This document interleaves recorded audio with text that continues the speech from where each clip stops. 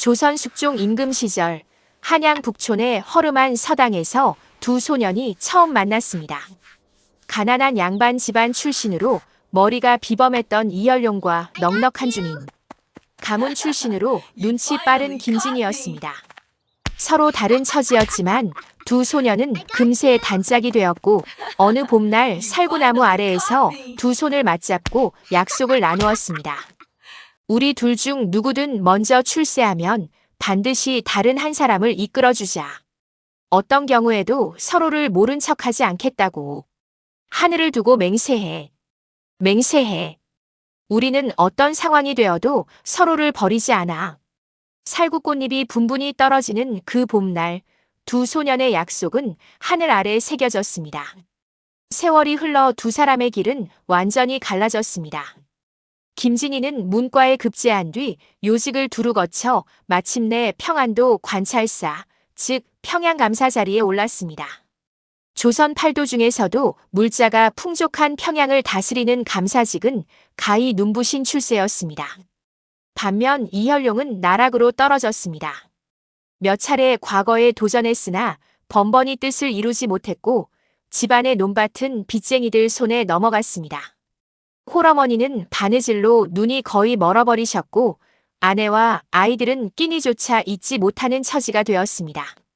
어느 겨울밤 쌀독이 텅 빈 방 안에서 이열용은 촛불 하나를 앞에 두고 생각했습니다. 그리고 마침내 결심했습니다. 체면이고 자존심이고 다 내려놓고 오직 가족을 살리기 위해 옛 친구를 찾아가기로 한 것이었습니다.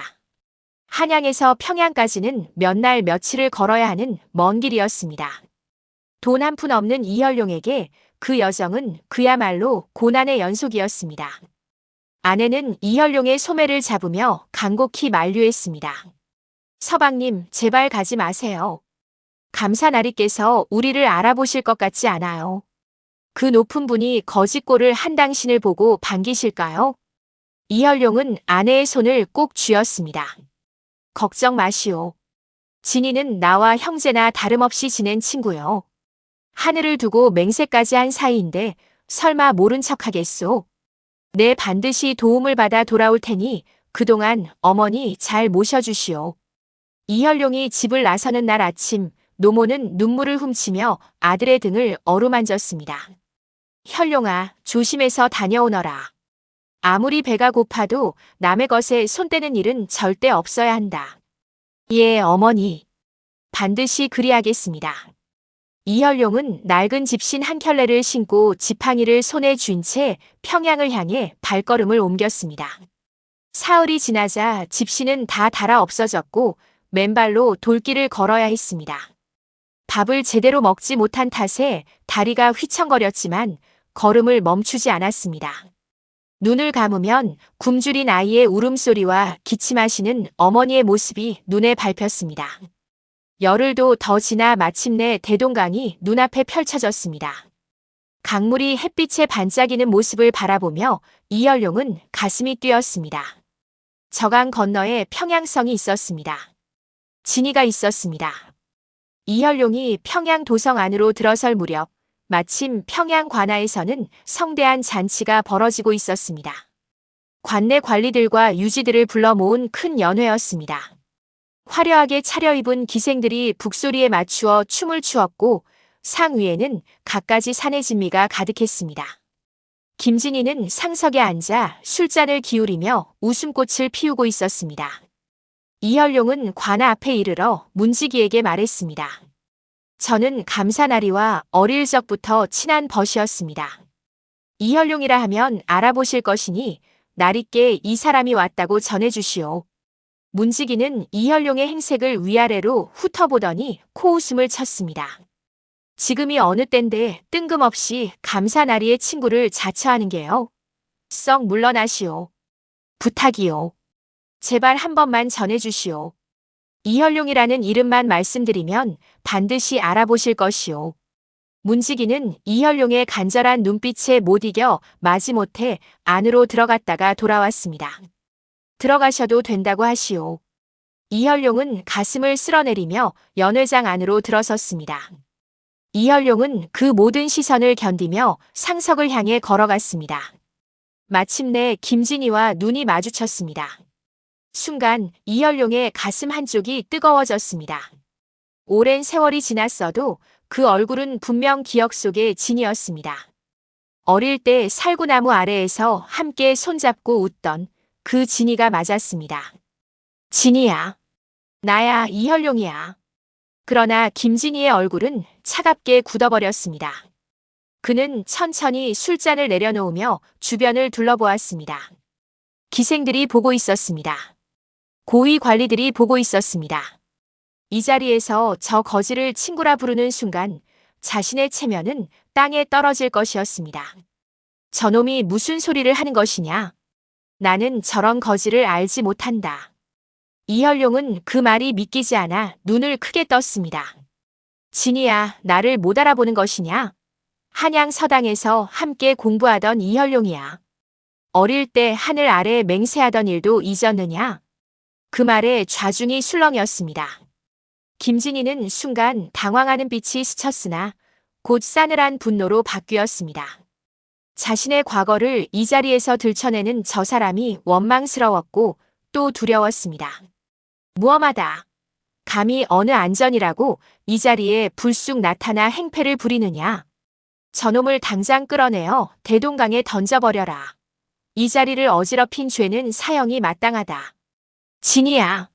우리가 한 맹세를 잊었느냐. 어머니가 굶고 계시다. 아이들이 울고 있다. 이현룡의 절규는 포졸들의 거친 손에 막혀버렸습니다. 몇 명의 포졸이 달려와 이현룡의 팔을 꺾고 질질 끌어냈습니다. 연회장에서는 다시 풍류 소리가 울려 퍼지기 시작했습니다. 김진희는 아무 일도 없었다는 듯 다시 술잔을 들어 올렸습니다. 깊은 밤이었습니다. 대동강 기슭에는 달도 구름에 가려 어둠이 짙게 깔려 있었습니다. 포졸 2명이 이현룡의 두 팔을 잡고 강가로 끌고 왔습니다. 이놈아, 왜 진작에 조용히 있지 않고 이 고생이냐? 포졸 하나가 이현룡을 윽박지르며 말했습니다. 이현룡은 묶인 손으로 별빛이 드문 하늘을 올려다보았습니다. 어머니, 죄송합니다. 아이들아, 미안하다. 내가 너무 어리석었구나. 진이야, 너는 정녕 사람이더냐? 하늘이 모든 것을 보고 있다. 내가 오늘 한 일을 하늘이 반드시 심판하리라. 이현룡의 절규가 대동강 물소리에 섞여 사라지는 순간 포졸들이 이현룡을 들어 강물 속으로 던져버렸습니다. 차가운 물이 온몸을 휘감았습니다. 겨울이 채 가시지 않은 대동강의 물은 얼음장처럼 차가웠습니다. 이현룡은 물속에서 버둥거렸으나 오랜 굶주림으로 지쳐버린 몸은 힘을 쓸 수가 없었습니다.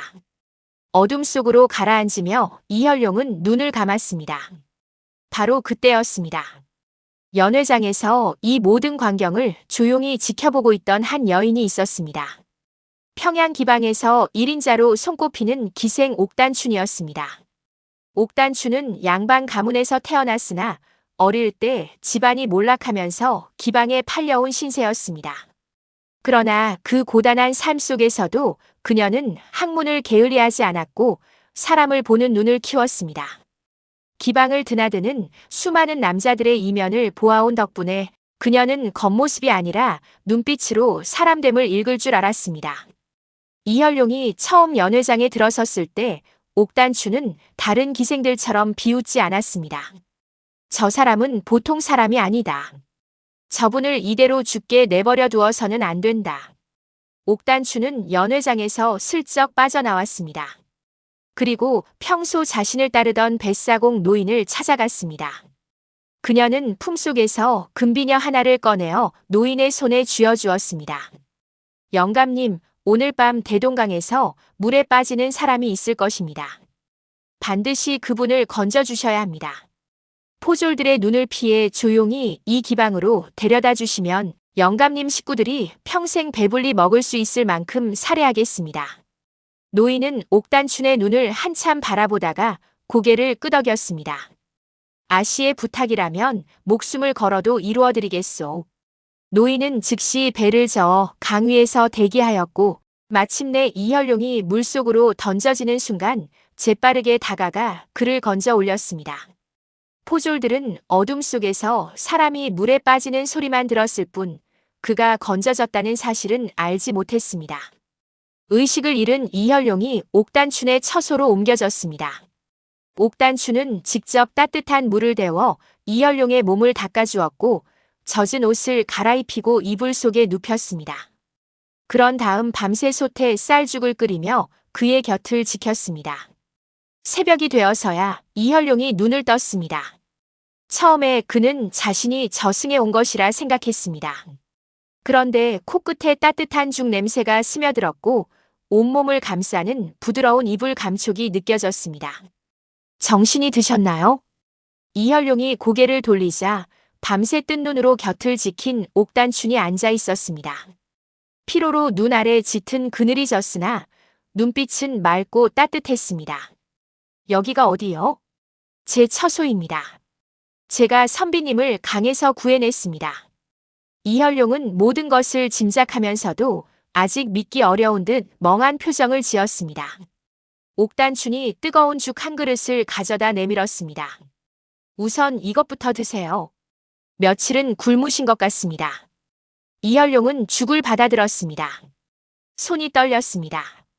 첫 술을 입에 넣는 순간 그는 자신도 모르게 눈물을 흘렸습니다.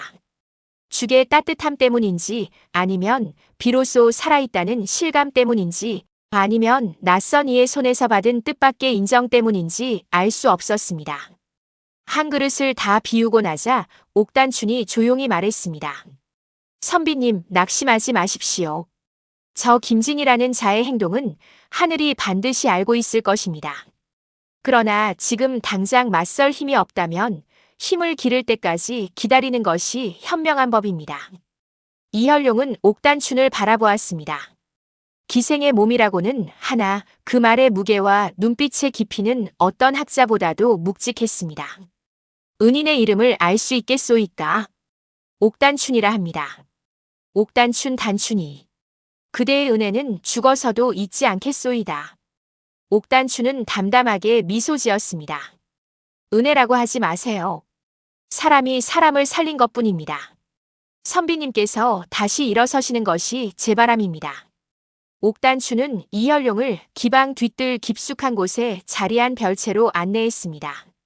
외부에서는 보이지 않는 조용한 공간이었습니다. 그녀는 이혈룡에게 먹을 것, 입을 것, 그리고 공부에 필요한 모든 것을 아낌없이 내주었습니다. 선비님의 재주라면 반드시 과거에 급제할 수 있습니다. 이곳에서 오직 공부에만 전념하세요. 바깥 일은 제가 알아서 처리하겠습니다. 이혈룡은 옥단춘의 말을 듣고 마음을 다잡았습니다. 하지만 내가 여기에 있다는 것이 알려지면 그대에게 화가 미칠 것이오. 걱정 마세요. 이 집은 제가 오래 지내온 곳입니다. 선비님이 여기 계신다는 것은 저만 알 것이니 아무도 눈치채지 못할 것입니다. 그날부터 이혈룡은 별채에 틀어박혀 오직 학문에만 정진했습니다. 새벽 닭이 울기 전에 일어나 책을 폈고 밤에 등불이 꺼질 때까지 붓을 놓지 않았습니다. 옥단춘은 낮에는 기방에서 기생일을 하며 연회장을 드나들었습니다. 그녀는 평양 관아와 인근 유지들의 이야기를 귀 기울여 들으며 정보를 모았습니다. 김진이가 백성들에게 법정 세금의 배를 걷어 사복을 채우는 일, 자신의 비위를 거스른 아전을 이유 없이 곤장으로 다스리는 일 등 온갖 비리가 하나둘 귀에 들어왔습니다. 옥단춘은 이 모든 것을 조용히 기억해 두었습니다. 어느 봄밤 이혈룡이 붓을 내려놓으며 옥단춘에게 물었습니다. 단춘, 그대는 나를 위해 이렇게까지 하는 이유가 무엇이오? 나는 그대에게 아무것도 해준 것이 없는데. 옥단춘은 잠시 등불을 바라보다가 대답했습니다. 선비님의 눈빛 때문입니다. 그날 연회장에서 온갖 조롱과 멸시를 받으면서도 절대로 꺾이지 않던 그 눈빛 말입니다. 저는 그 눈빛을 보는 순간 이 사람은 반드시 다시 일어서야 한다고 생각했습니다. 선비님이 일어서는 날 이 평양 땅에서 고통받는 백성들의 한도 함께 풀릴 것이라 믿습니다. 이혈룡은 그 말에 가슴이 뭉클해져 한동안 말을 잇지 못했습니다. 또 한 가지 옥단춘이 한 일 중 이현룡이 전혀 모르는 일이 있었습니다. 그녀는 몰래 한양으로 사람을 보내 이현룡의 노모와 아내, 아이들에게 쌀과 돈을 전달했습니다. 이현룡이 걱정하다 공부에 집중하지 못할까봐 가족들이 굶지 않도록 미리 손을 쓴 것이었습니다. 옥단춘이 기생생활로 평생 모아온 전 재산이 그렇게 조금씩 쓰이고 있었습니다. 그러나 그녀는 이현룡에게 이 사실을 끝내 말하지 않았습니다. 이현룡이 별채에 머문 지 어느덧 여러 달이 흘렀습니다. 그의 학문은 날로 깊어졌고 글은 갈수록 날카롭고 유려해졌습니다. 옥단춘은 그 변화를 날마다 눈으로 보면서 가슴 깊은 곳에서 기쁨이 차오르는 것을 느꼈습니다. 그러던 어느 날 한양에서 과거 시험이 열린다는 소식이 평양에까지 전해졌습니다. 이현룡은 그 소식을 듣자마자 벌떡 일어났습니다. 때가 왔소. 이제 한양으로 가야 하겠소. 옥단춘의 얼굴에 복잡한 감정이 스쳐 지나갔습니다. 기쁨과 아쉬움, 그리고 두려움이 섞인 표정이었습니다. 하지만 그녀는 곧 다시 환한 얼굴로 돌아왔습니다. 잘 되었습니다. 이제 선비님은 충분히 준비가 되셨습니다. 옥단춘은 이현룡의 출발을 위해 며칠 동안 준비를 했습니다. 고운 천을 사다 이현룡의 의복을 손수지었고 튼튼한 말한피를 구입했습니다. 시험장에서 쓸 좋은 종이와 붓, 먹을 정성껏 골랐습니다. 그리고 여비로 쓸 금자 몇 양을 별도로 챙겨 이현룡의 짐 속에 넣었습니다. 출발하는 날 아침, 이현룡은 옥단춘 앞에 무릎을 꿇었습니다. 단춘, 나는 그대에게 진 빚을 이 세상에서는 다 갚지 못할 것이오. 하지만 내 반드시 이 빚을 잊지 않겠소. 장원급제하여 돌아오는 날 그대를 반드시 이 신세에서 구해내겠소.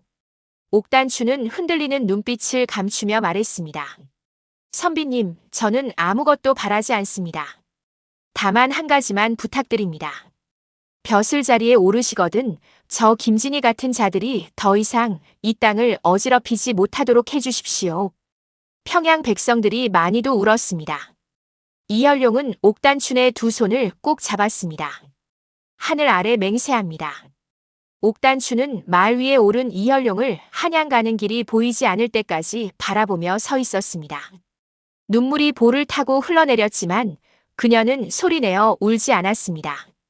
한양 경복궁 앞 넓은 마당에는 사방 팔도에서 몰려든 수천 명의 선비들이 가득했습니다. 관복을 차려입은 관원들이 시험장을 감독하는 가운데 선비들은 각자의 자리에 앉아 붓을 갈았습니다. 이현룡은 자리에 앉아 눈을 감았습니다. 잠시 옥단춘의 얼굴이 떠올랐습니다. 밤새 등불을 밝혀주던 그녀의 손, 말없이 죽 한 그릇을 내밀던 그 새벽, 한양 가는 길을 바라보며 홀로 울던 그 눈빛. 단춘, 반드시 이겨내겠소. 시제가 발표되자마자 이현룡의 붓은 막힘없이 움직이기 시작했습니다.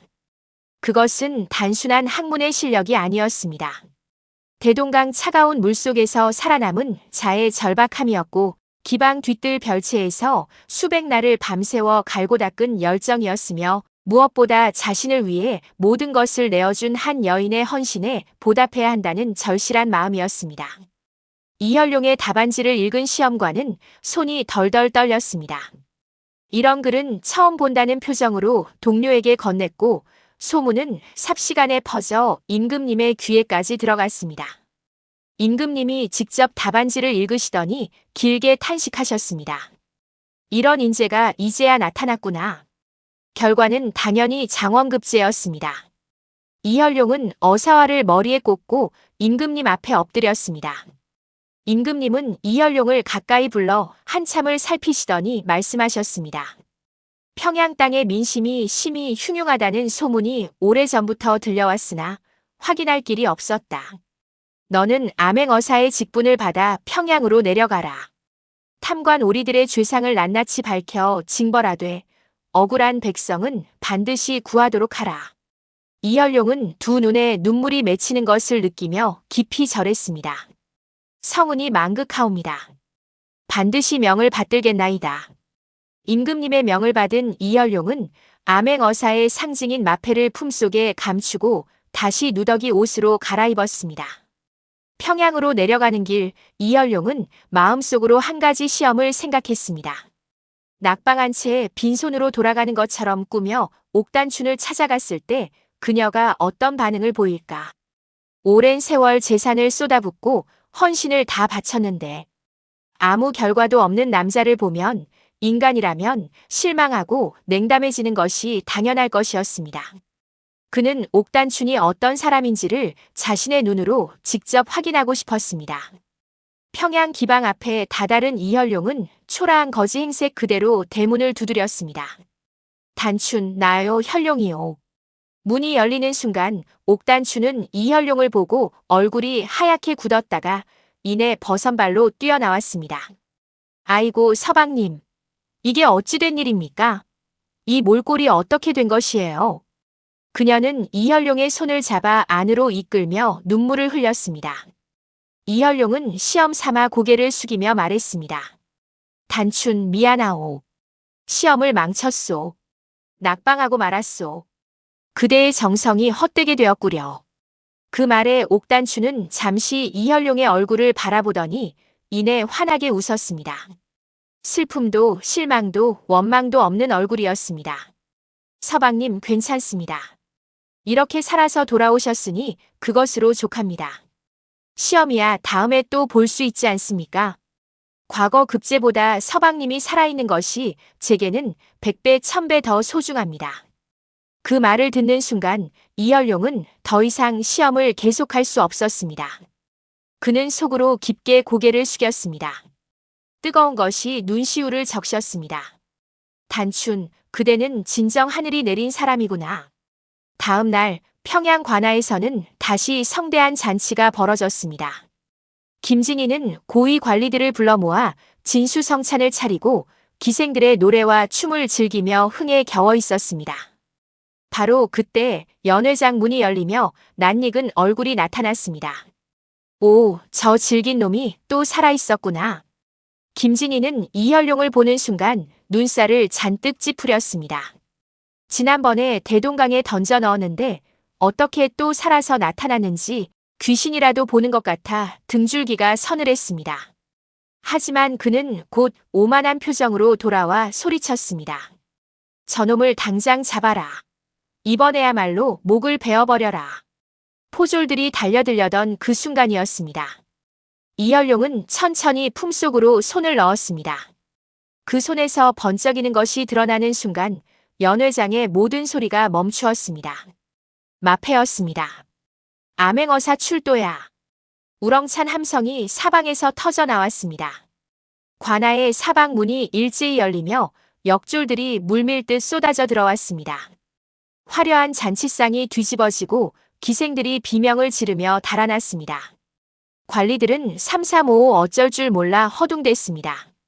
김진희는 순간 얼굴이 흑빛이 되었습니다.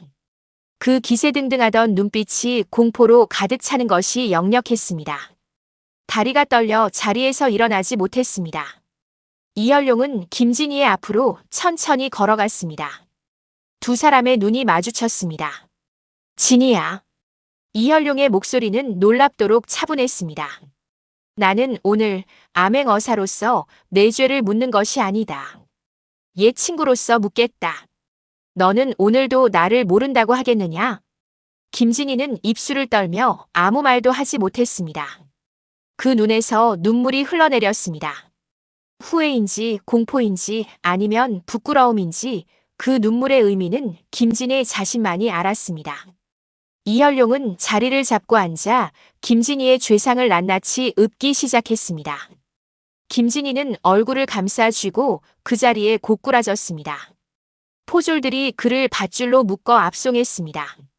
평양 백성들이 관아 밖에 모여들어 이 광경을 지켜보았고 일제히 환성을 올렸습니다.